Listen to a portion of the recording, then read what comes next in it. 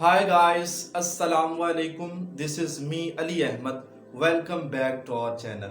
आप सब लोग कैसे हैं? आई होप आप सब लोग ठीक होंगे।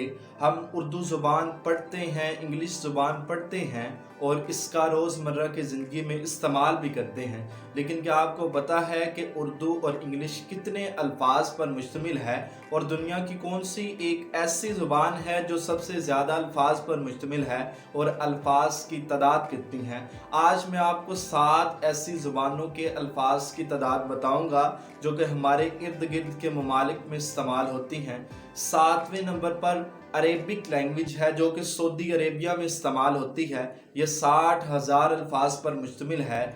6ठे नंबर पर हिंदी ज़ुबान है जो कि इंडिया में इस्तेमाल होती है। ये 1.5 लाख अल्फाज पर मुश्तमिल है।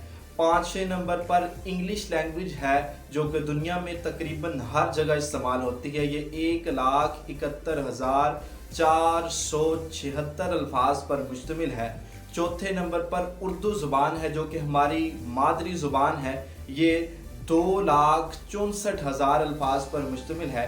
तीसरे नंबर पर तुर्किश लैंग्वेज है जो कि तुर्की में इस्तेमाल होती है। ये 3,16,000 अल्फाज पर मुश्तमिल है।